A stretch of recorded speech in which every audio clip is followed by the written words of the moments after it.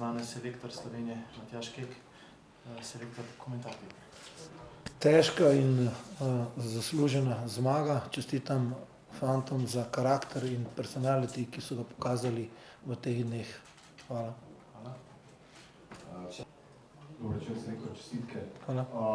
Na eni strani ste verjetno zadovoljni z številom pripravljenih priložnosti, pa rekel bi, da na drugi strani verjamem, da ste zadovoljni tudi s tem, ko je ostalo pri lepo narekovaji enem veliko razlike, na kakšen način je potem Slovenija obvladala to najviše.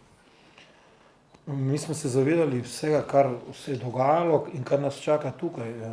4-krat zapored v tekmovalni tekmi premagati tistega nasprotnega, že to ni enostavno v športu.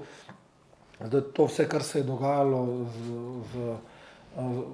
s spiskom igralcev, odpadanje igralcev, vse to skupaj, vse ste že naštevali vse to skozi ta teden. Jasno, da nismo bili zadovoljni sami seboj po Oslu, jasno je, da je zdaj enostavno vsi pač pričakujejo, saj če pa to ne zmagajo, potem pa res ne. Te tekme so lahko najtežje, še kako se je poznala dolga pot, to se je zdaj videlo na igrišču, kar nekaj igralcev z problemi. Ampak meni je tu važen ta pristop bil, jaz sem včeraj na treningu videl, da so odgovorili na pravi način in nekaj izvedbe nam je manjkalo v kreaciji, zato tudi od začetka že Jojo Iličić, da bi že za samo postavitvijo pokazali, da hočemo zmagati. In imeli smo po 15 minutah kar nekaj problemov, potem smo se postavili, lahko bi nekatere stvari proti naprej boljše odigrali. Potem, ko se je začeli drugi polčas, pa en odpade, pa drugi komaj še zdrži, pa tretji in vse to skupaj, jaz sem zelo vesel, da smo tudi z tem kadrom dobili zopet nekega, enega, dva, tri igralcev v neki širini, tako da res čestitke fantom, kot sem rekel, kar nekrat se je izgubila ta neka sigurnost na žogi. Zaradi tega, ker seveda takoj postavlja se pod vprašaj, ja pa to, pa ja, pa tako izgledajo, pa sem pa tja, ne. Meni je ta zmaga zelo draga in zelo sem vesel, mogoče bolj, ko pokažem, vesel sem tudi zaradi vseh tistih, ki hočejo pozitivno v slovenskem nogometu, tudi takrat, ko ni dobro in takrat, ko za kritizirati. Kako ste Štoperja, omenili ste, Vanja je mogel zapustiti igrišče, Jaka je komaj zdržal, imate že kakšne informacije? Ja, Vani je doktor in to je tudi del neke njegove fizične pripravljenosti po evropskem prvenstvu, pa dolgo čakanje na klub in vse to skupaj. Tudi na to sem nekajkrat opozoril, ampak težko se mešam v klubske zadeve. Tudi Jaka ima probleme odzgore z kolkom. Stojanović se je začel raztegovati že v 47 minuti. Tako da jaz upam, da so te zadeve takšne, da bo v enem tednu do njihovih klubskih obveznosti vse dobro, ker meni je zelo važno, da kvalitetno trenirajo in da zbirajo minutažo. Čestitev bi pa posebej enemu. Jan Mlakar, dosti je tudi on mogel pretrpeti in danes je na nek način karma nogometna, ki je tolikokrat omenjam, mu vrnila. Zdaj, ko sta tekmi za nami, da lahko dovoljno vprašanje, kako ste, ko ste čez noč ostali brez enega pomočnika, potem preoblikovali strokovni štab na teh treningih, na teh pripravah in kaj zdaj v prihodnje, kako bo preoblikovan, ali ostajajo ostali z vami ali boste pa odpravili? Ja, jaz sem za slovensko televizijo zdaj povedal, da je eden izmed težjih tednov v moji karieri. Pa ne zdaj, da ni to nekje patetično vse skupaj. Gre za to, da ne funkcioniram dobro, ko se moram ukvarjati z zadevami, ki se ne dotikajo igrišča. Jaz tega nimam rad in tega navadil sem se na nogometni zvezi, pa prej v Rijeki, res 12 let, da sem se skoncentriral na igrišče in da je bilo vse to okoli nekje napravljeno nogometno. Te zadeve se enostavno nam ne smejo zgoditi.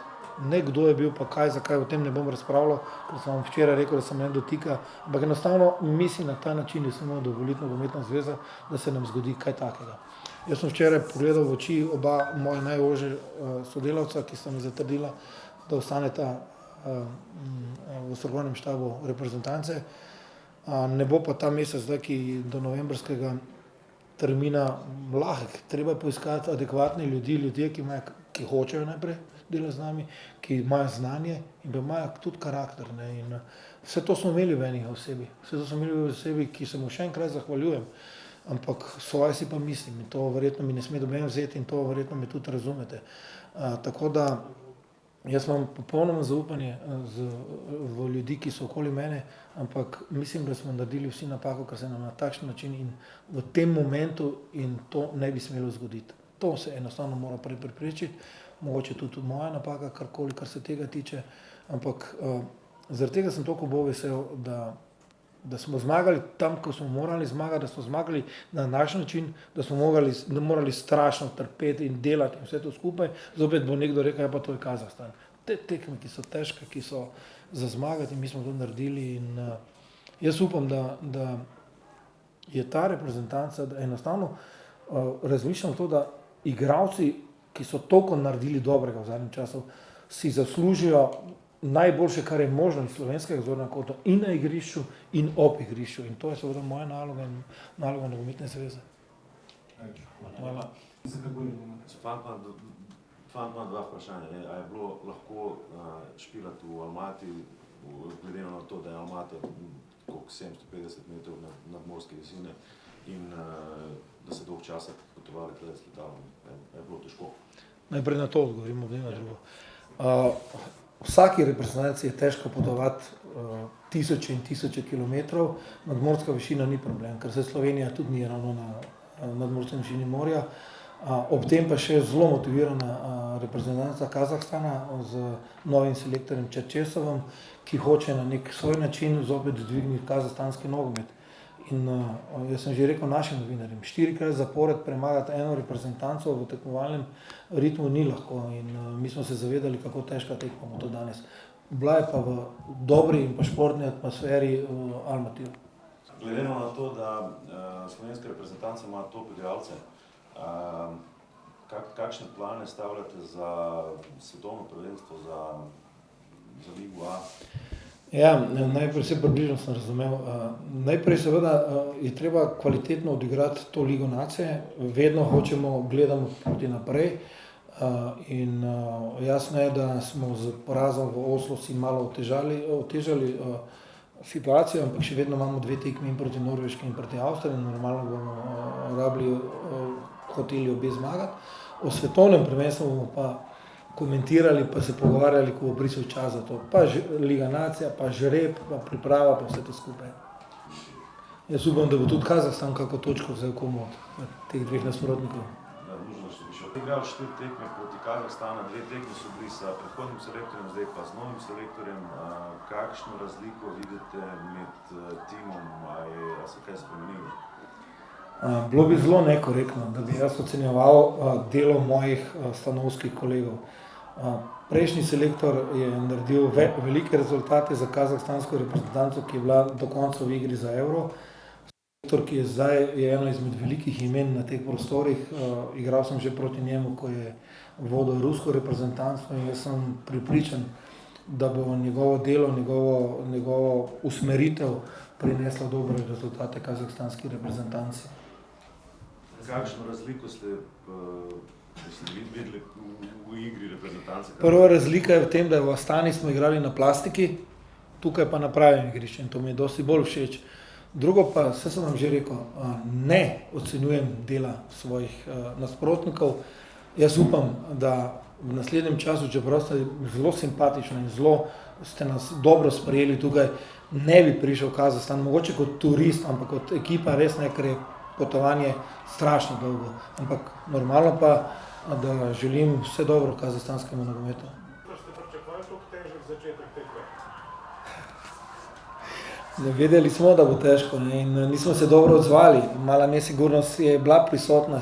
Potem, ko smo malo povezali linije, je začelo delovati dobro in imeli smo par situacij v prvem polčasu, ko bi morali poentirati. In vse je dobro Beni napravo, ampak včasih daš, včasih ne daš.